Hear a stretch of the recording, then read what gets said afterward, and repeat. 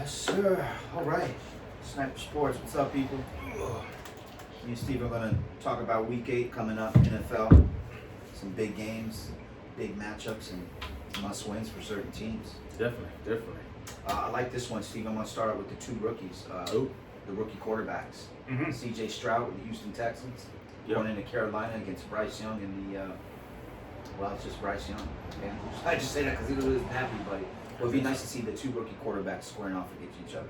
Oh, yeah, definitely. I think a lot of people are maybe surprised. I think if you had this game marked down in your calendar at the beginning of the season, you saw, okay, these are two rookie quarterbacks. You know, maybe both of them might be going for the first win, or both of them were struggling. But I think it's a surprise that not a surprise, I think, but maybe C.J. Stroud has had some success in Houston.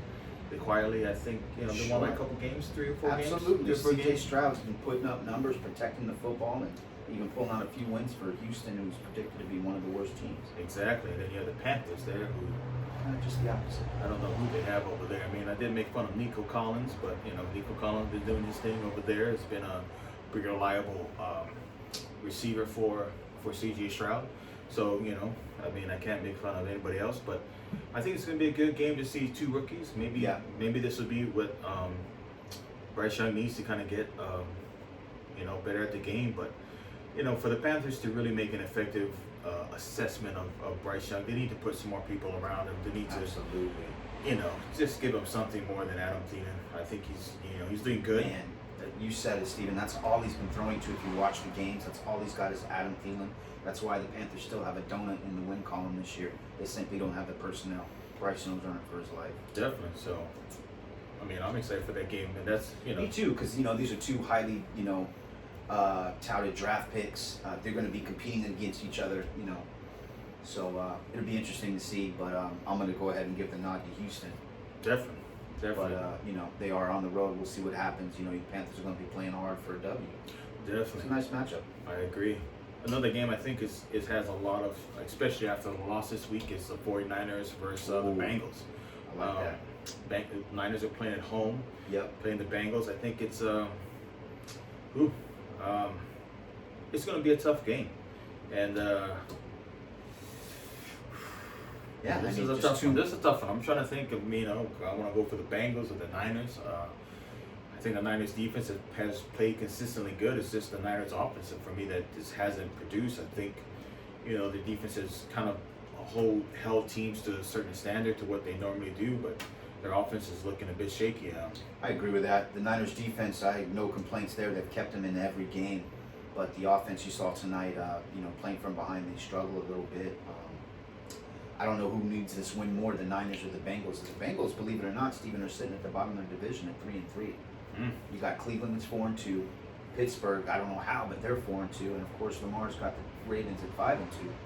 So a must-win game for Joe Burrow and his boys on the road. I think it's more important for the Niners because you're looking at them. If they lose one more game, and Seattle can pull out a win this week, they're not at the top of their division.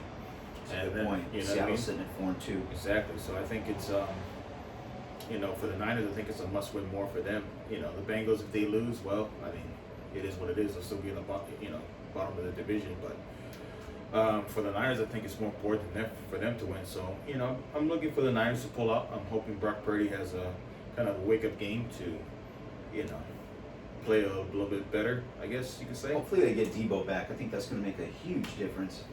It should make a huge difference. But yeah, definitely. I think with Debo being in there, I think it definitely would help the offense out a whole lot more. Yeah, no doubt. That's a matchup in Week 8. I'll definitely have my eye on. All right. Another game, I don't think it has too much implications. But I think the Chargers and Bears would be. Okay. Look here, the reason why I say this game is like the Bears won last week, and if the Bears were to win another game this week on the road, I think it'd be something for them to reconsider, maybe putting change of the quarterback. And for the Chargers, I think it's time to fire their coach. If they can beat the Bears this week, they need to fire their coach and start looking for another one. Maybe Herbert's not your guy. They have, I think he is, but we need to put someone else at the helm because, goodness gracious, if the Bears win 2 games in a row, that's amazing. Couldn't agree with you more, Steven. Couldn't agree with you more. Chargers at home against the Bears, starting a quarterback who just had his first ever start because Justin Fields has, I think, a dislocated thumb. The coach is gone. I mean, yeah, he's done. gone. Done. Enough chances, enough whatever, but yeah, he's done. Right. Another thing too, I know there's a lot of Cowboy fans out there. They're at home this week after the bye week, hosting the Rams, and Micah Parsons and that defense. I think they need to make a statement win here if we're going to talk about the Cowboys competitively in the offseason.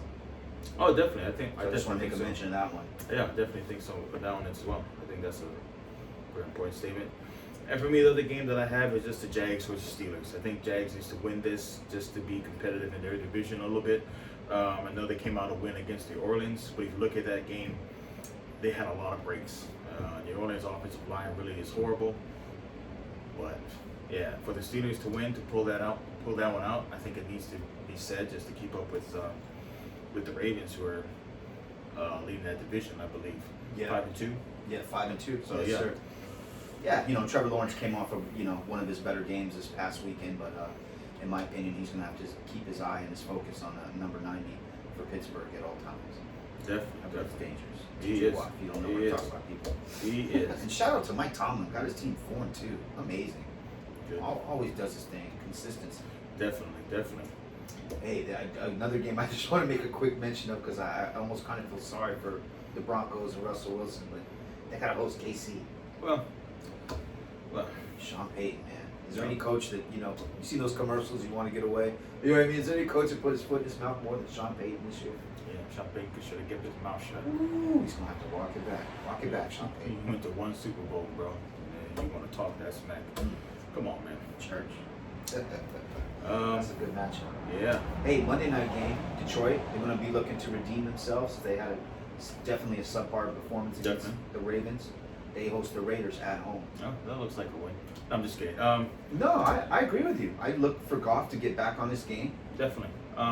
Even with the Raiders, I don't know.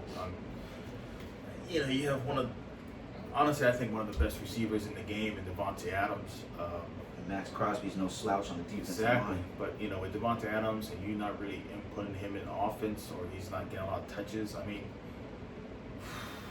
But can you just have any faith in Jimmy G? I mean, Jimmy G, No. a likable guy, but man, he's like one of those toys you buy at Walmart, and after about 3 hours, it's broken. I mean, he just hurt every weekend, Steven. Every other weekend. What's likable about him?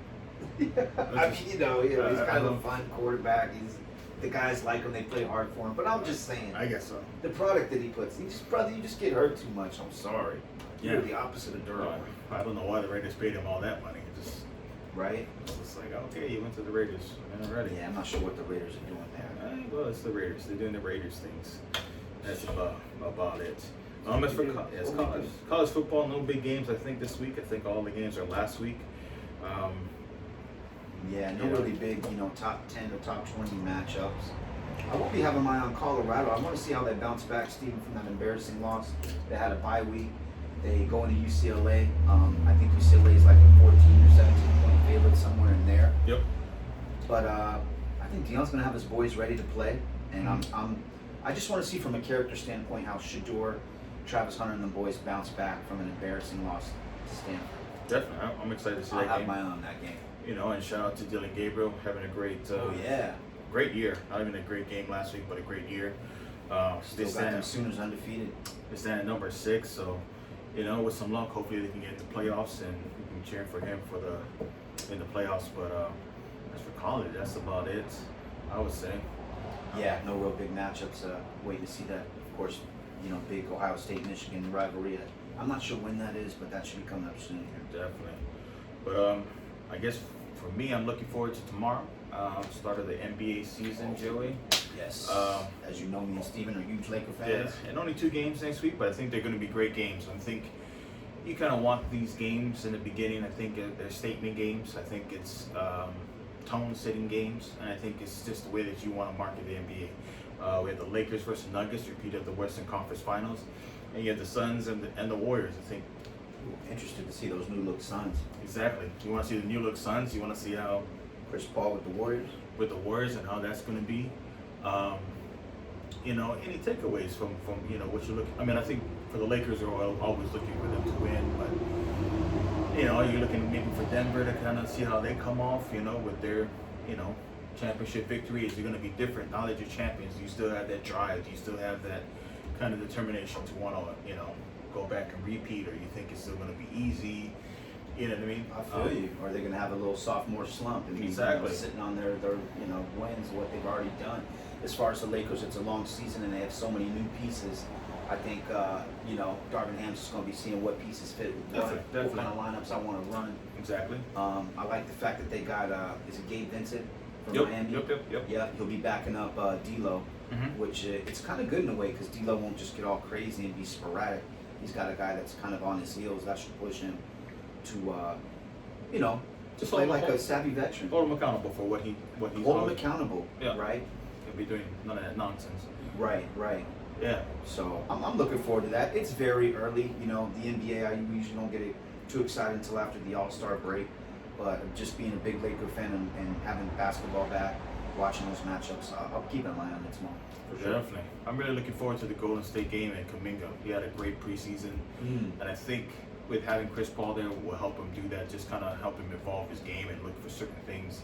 I think Chris Paul will help him out with that. And I think if they can get him, I really don't think they're gonna miss Jordan Poole. Not that I miss Jordan Poole anyway, but yeah, that's what I'm looking Yeah, forward and to. I'm looking forward to Durant going into you know going back to the Bay and Oh, you know not too many people talking about that, but you know Yeah, Durant definitely. wants to just crush him. I Definitely. mean, as a competitor, right? He's got to. he wants to. He wants to. I don't so, think he will, I mean, but yeah, he wants to. right. It'd be nice to All see. right, yep. But we'll keep you up to date with that and everything else. Yeah, that's all we got. Till next Right. time.